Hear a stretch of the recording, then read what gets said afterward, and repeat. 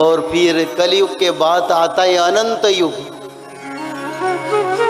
अनंत युग यानी जो आदि विष्णु सनातन पूर्ण ब्रह्म वो अवतरित होके भक्तों के साथ 1009 साल का एक युग होता है, जिसको आद्य सत्य युग या अनंत युग कहते हैं।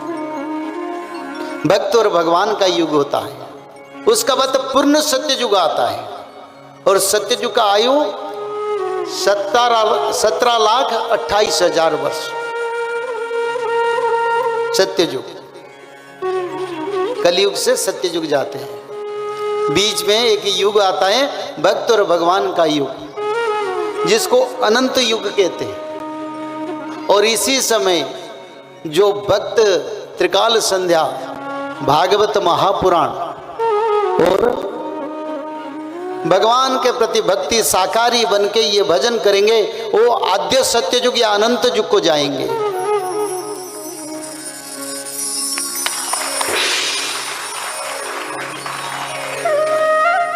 अनंत युग में जो भक्त जाएंगे सब देवता बन जाएंगे, कोई मनुष्य नहीं रहेंगे।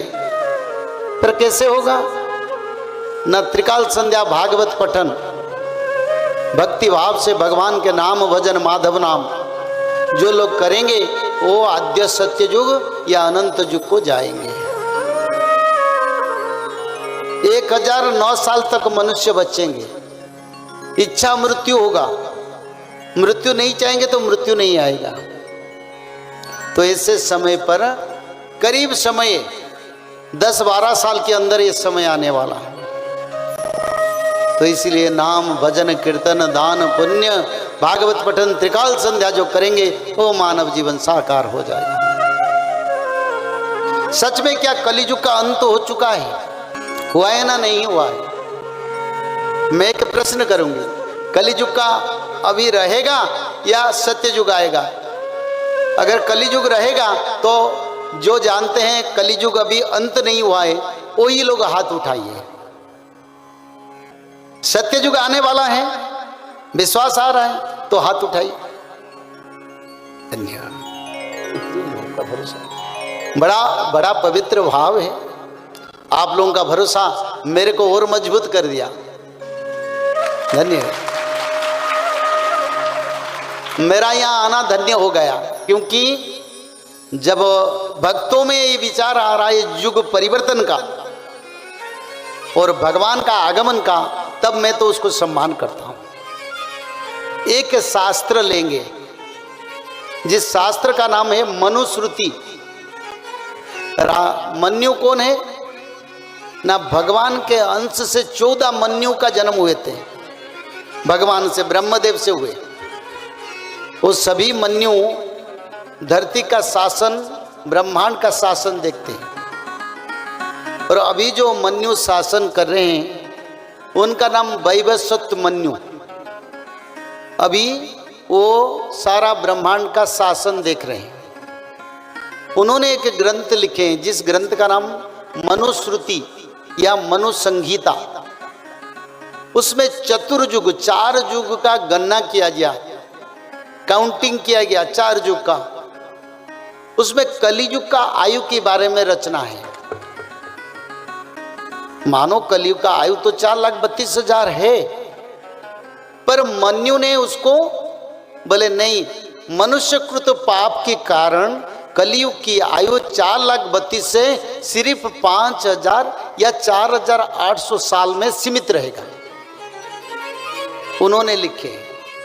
तब विचार करेंगे कौन सा शुल्क में लिखे। यह मनुष्य संहिता का बात है। कौन सा शुल्क में इसका विचार है?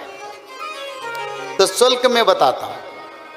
चतुर्जाहु सहस्राणि वर्षाणाम तत्कृतं युगम तस्य तावच्छति संध्या संध्या संश्च तथा विध।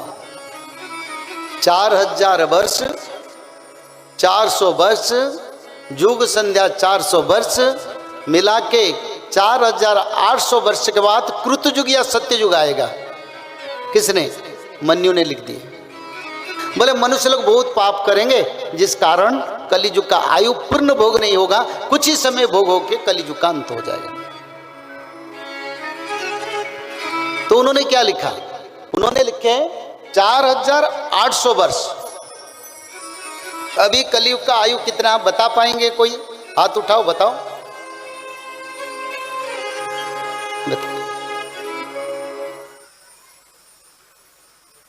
बता आनंदे, बोले आनंदे के बाद हरी हरी। बहुत अच्छा है। जगन्नाथ संस्कृति के अनुसार कलियुग का आयु 5130 वर्ष चल रहा है, पर मन्यु ने तो लिख दिए। बोले भगवान ने मेरे को बताया और मैं लिख रहा हूं, क्योंकि वो भगवान के अंश है। वो लिख दिए 4800 वर्ष, अभी 5130 वर्ष। तो वो तो लिखे थे 4800 वर्ष, अभी इतने दिन क्यों चल गए? उसका भी विचार करना चाहिए ना? नहीं। हाँ, उसका विचार भविष्य पुराण जो जगन्नाथ क्षेत्र के चैतन्य महाप्रभु के पंच सखा थे, जगन्नाथ महाप्रभु के पंच सखा थे, उन्होंने रचना किया। उन्होंने बोले मन्यु तो लिखे हैं, पर 4800 नहीं, 5000 वर्ष के बाद कलिजुग का अंत होगा। जैसा नेको निशी पहिले प्रभात जुग संधि जानो एवंत समय कलंकी स्वरूप हेवे प्रभु नारायण समक्षर बता सुनी आनी करी हिसाब या को करो सबु एकठावे मिसाई करिण करीबू 5000। बोले सब मिलके जुग कृष्ण के ध्यान से, नंदवंश शासन से, अंग्रेजियों का शासन से मिला के हमारी देश स्वाधीनता के बाद सारे शासन को मिलाओ, और मिला के जब 5000 वर्ष हो जाएगा तब कलिजुग अंत होगा। पहले मन्यु लिखे, फिर अंत का जो पुराण, अंतिम पुराण सनातन धर्म का, उसमें उन्होंने बोले नहीं 5000 वर्ष भोग होगा। देवता लोग विचार करके शायद उनको बताया, तो उसी हिसाब से उन्होंने लिख दिया। अभी 5130 वर्ष। तो शास्त्र के अनुसार कलियुग का पतन हो चुका है।